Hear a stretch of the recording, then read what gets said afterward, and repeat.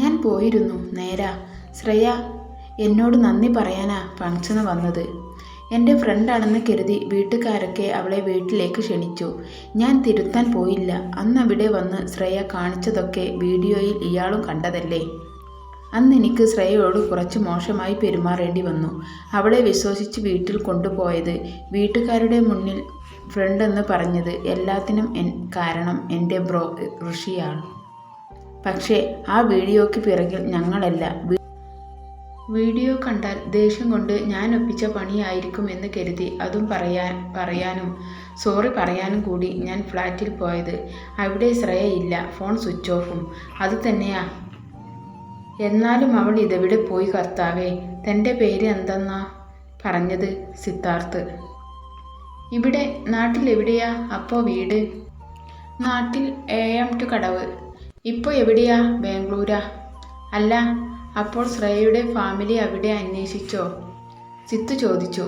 ഇല്ല, അവിടെ അന്വേഷിച്ചിട്ട് കാര്യമില്ല. അതെന്താ അങ്ങനെ?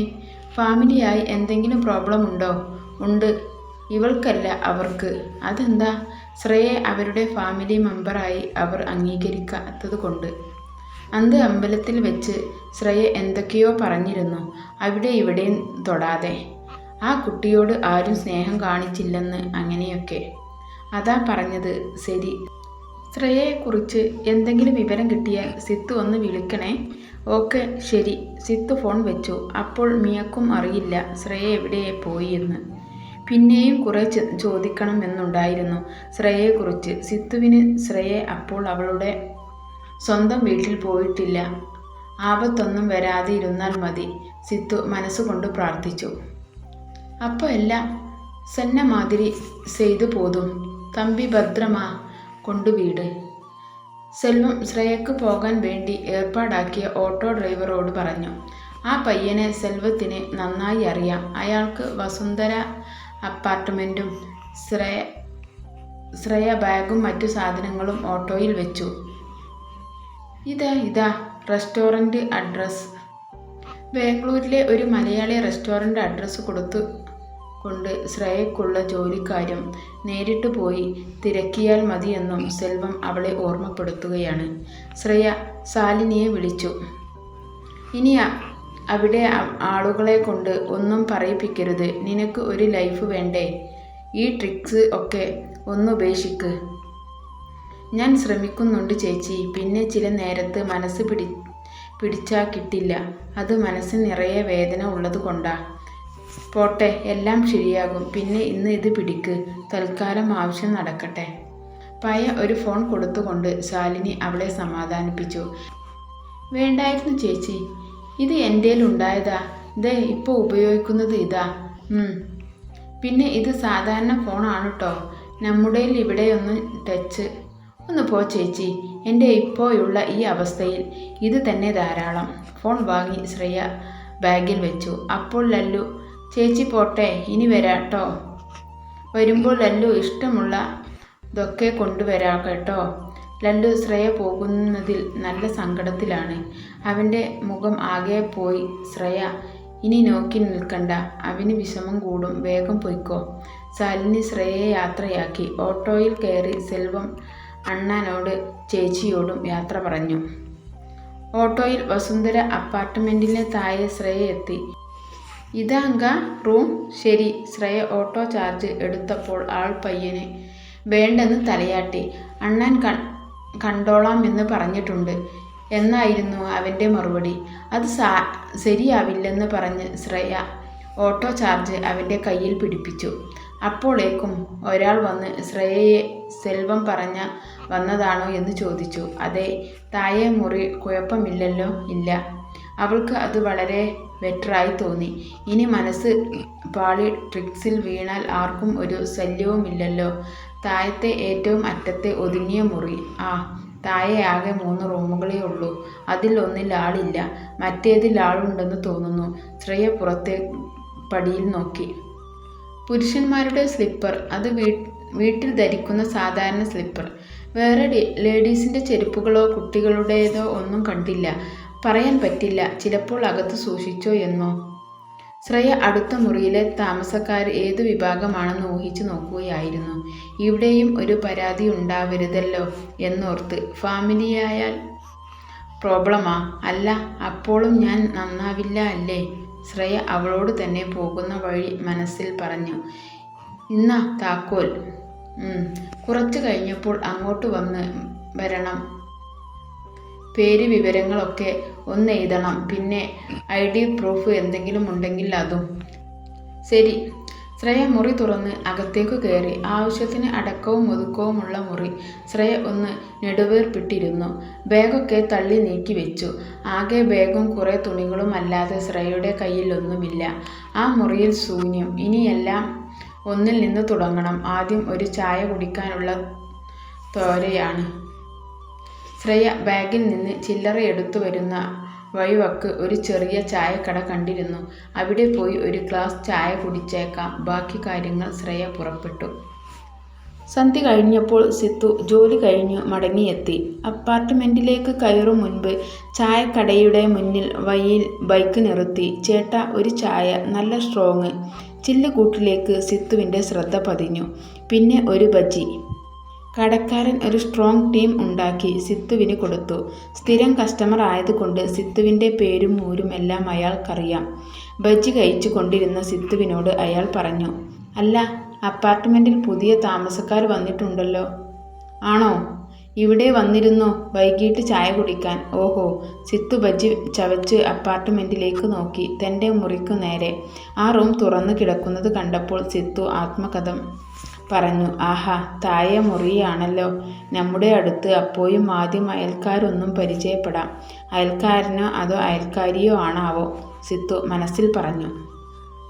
സിത്തു പോർച്ചിൽ ബൈക്ക് വെച്ചു. താഴെ ഇറങ്ങി ബാഗുമെടുത്ത് മുറിക്കരികിലെത്തി. സിത്തു, അപ്പുറം പുതിയ ആള് വന്നല്ലോ. മുകളിലേക്ക് മുറിയിലെ പരിചയക്കാരന് പുറത്തേക്ക് പോകും വഴി സിത്തുവിനോട് പറഞ്ഞു. അടുത്ത താമസക്കാർ വന്നത് ഈ അപ്പാർട്ട്മെൻറ്റ് പോയിട്ട് ഈ ഏരിയ ഫുൾ അറിഞ്ഞ ലക്ഷണമാണല്ലോ. അറിഞ്ഞു. സിത്തു തല കുലുക്കി. മുറി തുറന്നു സിത്തു അകത്തേക്ക് കയറി. ഒന്ന് ഫ്രഷ് ആയിട്ട് മതി. പുതിയ താമസക്കാരെ പരിചയപ്പെടലും മറ്റുമൊക്കെ. ഫോൺ നോക്കിയപ്പോൾ ഋഷിയുടെ വോയിസ് മെസ്സേജ്. സിത്തു, ഇരുന്ന് ബോറടിച്ചു. ഞാനൊന്ന് അങ്ങോട്ട് ഇറങ്ങിയാലോ എന്ന ആലോചനയിലാ. എൻ്റെ പൊന്നു ഋഷി, തൽക്കാലം ബോറടിയൊക്കെ കൊണ്ട് നീ അവിടെ ഇരി. നിനക്ക് ഇവിടെ ജോലി റെഡിയാകുമ്പോൾ ഞാൻ അറിയിക്കാം. അതുദേ, നീ വേറെ സ്ഥലം നോക്കിക്കോണം. മനുഷ്യൻ ഇവിടെ ഒരു സ്വസ്ഥമായി ഒന്ന് താമസിച്ചോട്ടെ പ്ലീസ്. റിപ്ലൈ വോയിസ് ഇട്ട് സിത്തു ഡ്രസ് മാറി. അപ്പുറത്തെ മുറിയിൽ ശ്രേയ കൊണ്ടുവച്ച സാധനങ്ങളൊക്കെ അടുക്കി വെച്ചു ഫോണും ചുറ്റിയിരുന്ന് ചിന്തയിലായിരുന്നു ശ്രേയ. ഇതിൽ നിന്നും മിയയെ ഒന്ന് വിളിച്ചാലോ? വേണ്ട, അവൾക്ക് ഇനി ഞാനൊരു ഭാരമാവണ്ട. കല്യാണം കഴിഞ്ഞ് ഇനി ഓരോ പ്രോബ്ലമായിട്ട് എൻ്റെ പിറകെ കൂടണ്ട. സോറി മിയ, ഇത് നിനക്ക് വേണ്ടി തന്നെയാ എൻ്റെ ഈ ഒളിച്ചോട്ടം. ഇനി ഫ്രഷ് നമ്പർ ഒരെണ്ണം സാവധാനം എടുക്കാം. ശ്രേയ കണ്ണടച്ച് കിടന്നു. വൈകിട്ട് ഒരു ചായയും കടിയും കഴിച്ചതാണ്. ഇനി ഒന്നും കഴിക്കാൻ വിചാരിക്കുന്നില്ല. വാങ്ങിയാൽ ഉണ്ടാക്കാനുള്ള സംവിധാനങ്ങളുമില്ല. പൈസ വാങ്ങാൻ പോകാനും മടി. കാര്യമായി വിശപ്പുമില്ല. ശ്രേയ എഴുന്നേറ്റിരുന്ന് അവളുടെ മുറിയിൽ ജനാൽപ്പാളിൽ തുറന്നു. ഇന്ന് ഭയങ്കര ഇരുട്ടാണല്ലോ. കറുത്ത വാവാണെന്ന് തോന്നുന്നു. കറുത്ത വാവിന് അന്നാണ് തന്നെ ഡാഡിക്കും മമ്മിക്കും കളഞ്ഞു കിട്ടിയത് പറഞ്ഞു കേട്ടിട്ടുണ്ട്. ശ്രേയ അതോർത്ത് അല്പം വൈകാരികയായി നിന്നു. മുറിയിൽ നിന്നും അന്നേരം സിത്തു പുറത്തേക്കിറങ്ങി. ഒന്ന് വെറുതെ നടക്കാമെന്ന് കരുതി സിത്തു ഇറങ്ങിയത്. അന്നേരമാണ് അടുത്ത മുറിയിലെ ആളുകളെ ഒന്ന് പരിചയപ്പെട്ടാലോ ഓർമ്മ വന്നത്. സിത്തു മുറിയിലേക്ക് ചെന്നു. പുറത്തെ ബെല്ലിൽ അമർത്തി കാത്തുനിന്നു. ശ്രേയ ബെല്ല് കേട്ട് എഴുന്നേറ്റു. ആരാണാവോ? സെൽവണ്ണൻ പറഞ്ഞു. ഇതിൻ്റെ ഓണർ ആകുമോ? ശ്രേയ നനച്ചു. അവൾ ബെഡിൽ നിന്നും എഴുന്നേറ്റു. പെട്ടെന്നാണ് മുകളിലെ മുറിയിൽ നിന്നും ഒരു നിലവിളി കേട്ടത്. സിത്തു ആ ഒച്ച കേട്ട് തിരിഞ്ഞു. താഴെ വർത്തമാനം പറഞ്ഞു നിന്ന അപ്പാർട്ട്മെൻറ്റ് താമസക്കാരായ 2 പേർ ഞെട്ടിക്കൊണ്ട് മുകളിലേക്ക് ഓടുന്നത് സിത്തു കണ്ടു. സിത്തുവും അവരുടെ അടുത്തേക്ക് ഓടി. ശ്രേയ വന്ന് ഡോർ തുറന്നപ്പോൾ ആരെയും കാണുന്നില്ല. ഷേടാ, ഇതാരാവോ ബെല്ലടിച്ചു പോയത്? ശ്രേയ പുറത്തേക്കിറങ്ങി നാലുപാടും നോക്കി. ആരെയും കാണാനില്ല. അവൾ മുകളിലെ ഒച്ച കേട്ടു നോക്കി. ഇതെന്താ, മുകളിലെ മുറിയിൽ ഒരു നിലവിളിയോ? ആർക്കോ എന്തോ അപകടം സംഭവിച്ച പോലെയുണ്ട്. ശ്രേയ ശബ്ദം കേട്ട ഭാഗത്തേക്ക് നടന്നു. പെട്ടെന്ന് മുകളിൽ നിന്നും താഴേക്ക് തിരക്കിട്ടിറങ്ങി വരുന്ന ചെരിപ്പടിക്കാലുകളുടെ ശബ്ദം കേട്ട് ശ്രേയ സംഭവം മനസ്സിലാവാതെ നോക്കി. ഒരാളെ മൂന്നാലു പേര് വട്ടം കൂടി പൊക്കിക്കൊണ്ടുവരുന്നതാണ്. ശ്രേയ പേടിയോടെ നോക്കി. ഇതെന്താ, അപകടം തന്നെ. പിറകെ കരഞ്ഞുകൊണ്ട് ഒരു സ്ത്രീയും. ശ്രേയ എല്ലാവരെയും വെപ്രാളത്തോടെ നോക്കി. പെട്ടെന്ന് മിന്നായം പോലെ കൂട്ടത്തിൽ അയാളുടെ കാൽഭാഗം പിടിച്ചുകൊണ്ട് ധൃതി പിടിച്ച് റോട്ടിലേക്ക് ഓടിപ്പോകുന്ന സിത്തുവിനെ ശ്രേയ കണ്ടു. സിത്തു ആത്മകഥം പറഞ്ഞു. സിത്തു എന്താ ഇവിടെ? അവൾ ഓർത്തു. അയാളെ എല്ലാവരും ചേർന്ന് ഓട്ടോയിൽ കയറ്റിവിട്ടു. കൂട്ടത്തിൽ ഉണ്ടായതിൽ ഒരാളും അതിൽ കയറിപ്പോയി. സിത്തു റോട്ടിൽ നിന്നും അപ്പാർട്ട്മെന്റ് ഗേറ്റിനരികിൽ എത്തുമ്പോഴും ശ്രേയ ആലോചിച്ച് സ്തംഭിച്ചു നിൽക്കുന്നുണ്ടായിരുന്നു. സിത്തു എതിരെ നടന്നു വരുന്നത് കണ്ടിട്ടും ശ്രേയ അവിടെ നിന്നു. മാറിയില്ല. സിത്തു ശ്രേയക്ക് അരികെ നടന്നു കുറച്ചടികൾ മുന്നോട്ട് വെച്ചു. അവൻ്റെ മനസ്സിൽ അയാൾ ബോക്സിൽ നിന്നും ഷോക്കേറ്റ് ആശുപത്രിയിൽ കൊണ്ടുപോയ ആ മനുഷ്യൻ്റെ ചിന്തയായിരുന്നു. അതിനിടയിൽ തൻ്റെ അരികിൽ ഒരു പെൺകുട്ടി നിൽക്കുന്നത്, അവളുടെ അരികിലൂടെ കടന്നു പോകുന്നതും സിത്തുവിന് ഓർമ്മയുണ്ട്. ഒരു നിമിഷം സിത്തുവിന് പെട്ടെന്ന് പിടുത്തം കിട്ടിയില്ല. അത് ശ്രേയ അല്ലേന്ന് സിത്തു പെട്ടെന്ന് ഇടിവെട്ടിയ പോലെ നിന്നു. പിറകിൽ സിത്തു മനസ്സിൽ ഉച്ചരിച്ചുകൊണ്ട് തിരിഞ്ഞു. ശ്രേയ അല്ല ഇത്. അവൻ മുന്നോട്ട് ആഞ്ഞു നടന്നു. സിത്തു അവളുടെ അരികത്തേക്ക് നടന്നു. നല്ല പോലെയെന്നൊക്കെ ശ്രദ്ധിച്ചു നോക്കി. ഇനി തനിക്ക് ആള് മാറിയതാണോ? ഒരാളെ പോലെ 7 പേരുണ്ട് എന്നല്ലേ? ചിലപ്പോൾ തൻ്റെ വെറും തോന്നലാവും. സിത്തു അരികെ എത്തി ശ്രേയയുടെ നേർക്കു വന്നു നിന്നു. ശ്രേയ കണ്ണിടവട്ടാതെ സിത്തുവിനെ തന്നെ നോക്കിക്കൊണ്ട് നിന്നിരുന്നു. സിത്തുവിന് ശ്രേയ തന്നെയാണെന്ന് മനസ്സിൽ ഉറപ്പ് കിട്ടിയ ആ നിമിഷം സിത്തുവിനാകെ അതിശയം തോന്നിപ്പോയി. അവൻ തലയ്ക്ക് കയ്യും കൊടുത്ത് ശ്രേയയോട് ചോദിച്ചു, എടോ താൻ? ശ്രേയ ഇയാളിവിടെ? What express? ശ്രേയക്ക് പകപ്പ് തോന്നിയിട്ടില്ല. ആദ്യം കണ്ടപ്പോൾ ഒന്ന് ഞെട്ടിയത് നേര്. പക്ഷേ ആ ഞെട്ടൽ സിത്തുവിന് മുന്നിൽ അവൾ കാണിച്ചില്ല. സിത്തു തന്നോട് വിശ്വാസവഞ്ചന ചെയ്തില്ലേ? ദേഷ്യം വന്നാൽ ഇങ്ങനെ ആരെങ്കിലും ചെയ്യുമോ? വീഡിയോ അപ്ലോഡ് ചെയ്ത് പ്രചരിപ്പിക്കുക എന്ന് വെച്ചാൽ അതെത്ര വേദന സൃഷ്ടിച്ചു കാണുമെന്ന് എൻ്റെ മനസ്സിൽ എന്ന് ചിന്തിച്ചോ? ശ്രേയ സ്വയം ഓർത്തു നിന്നു. എടോ എന്താ ഒന്നും മിണ്ടാത്തത്? താൻ ശ്രേയയല്ലേ? ഞാൻ സിത്തു. എന്നെ മറന്നോ? സിത്തുവിനെ അങ്ങനെ പെട്ടെന്ന് മറക്കാൻ പറ്റില്ലല്ലോ. മനസ്സിലായി, എനിക്ക് എല്ലാം മനസ്സിലായി. എന്നോട് വിരോധം കാണും. എടോ, ആ വീഡിയോയുടെ പേരിൽ ഈ ഭാവം എങ്കിൽ അത് ഞാനല്ല ചെയ്തത്. ഋഷിക്ക് അറിയാം. അത് കല്യാണത്തിന് വന്ന ആൻറ്റിയുടെ റിലേഷൻ ഒരു പയ്യനാണ് പണിയ. അവൻ 2 കൊടുത്ത് ഞങ്ങൾ ആ വീഡിയോ ഡിലീറ്റ് ചെയ്തു. പിന്നെ അന്ന് ഞാൻ തന്നെ വഴക്ക് പറഞ്ഞത് ഇത്തിരി കൂടിപ്പോയി എന്നറിയാം. അതിന് ഞാൻ ഒരുപാട് വിഷമിച്ചു തന്നെ വിളിച്ചിരുന്നു. കിട്ടിയില്ല. അന്ന് മുതൽ തന്നെ തിരക്കി നടക്കുക. അത് വിശ്വാസം വരാത്ത രീതിയിൽ ശ്രേയ ഒന്ന് ചിരിച്ചു. എനിക്കറിയാം തന്നെ കാണുമ്പോൾ ഇതൊന്നെങ്കിലും പറയുമ്പോൾ വിശ്വാസം വരില്ലെന്ന്. ഞാൻ പറഞ്ഞത് സത്യമാ. ഇത് പറയാൻ ഞാൻ ഫ്ലാറ്റിൽ വന്നിരുന്നു. അപ്പോൾ അറിഞ്ഞു താൻ അവിടെ നിന്ന് പോയെന്ന്. എന്നെ തൻ്റെ ഫ്രണ്ട് മിയയും വിളിച്ചിരുന്നു. ഇയാൾ എവിടെയെന്ന് പോയതെന്ന് അറിയാണ്ട്. മിയ എന്നെക്കുറിച്ച് എന്തിനാ സിത്തുവിനോട് ചോദിക്കുന്നത്?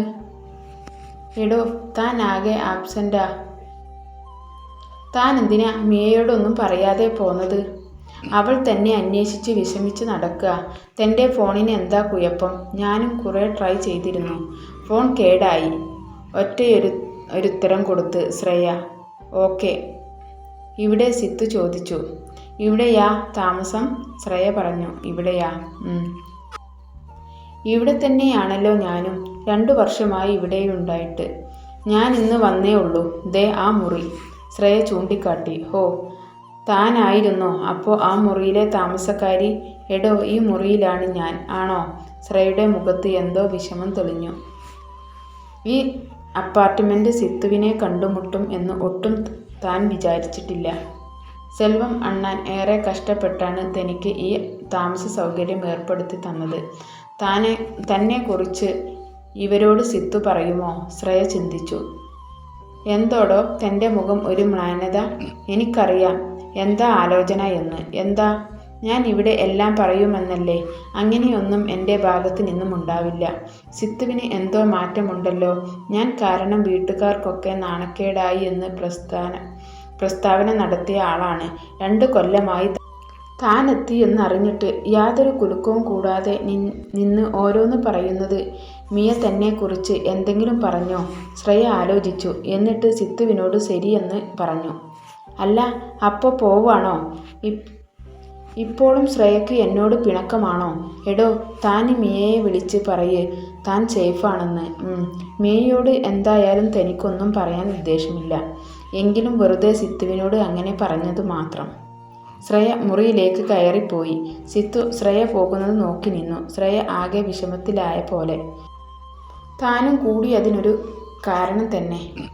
വീട്ടിൽ വന്നവരോട് ഒരിക്കലും അങ്ങനെ പറയാൻ പാടില്ല. സോറി പറഞ്ഞിട്ടും സിത്തുവിന് മതി വരാത്ത പോലെ തോന്നി. നൈറ്റ് കഴിക്കാനുള്ള ഫുഡ് സിത്തു പുറത്തു നിന്നും വാങ്ങി. പൊറാട്ടയും ചിക്കൻ കറിയും ആണ് അന്ന് സിത്തു വാങ്ങിയത്. അതിന് മുന്നേ ആശുപത്രിയിൽ കൊണ്ടുപോയ ചേട്ടൻ്റെ സിറ്റുവേഷൻ എങ്ങനെയുണ്ടെന്ന് തിരക്കി.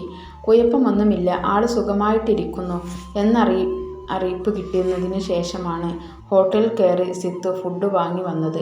ഫുഡ് കഴിക്കാൻ ഇരിക്കുമ്പോഴാണ് സിത്തു ശ്രേയ ഫുഡ് വാങ്ങിയോ അതോ ഉണ്ടാക്കിയോ എന്നോർത്തത്. എന്തായാലും ഒന്ന് പോയി അന്വേഷിക്കാമെന്ന് സിത്തു കണക്ക് കൂട്ടി.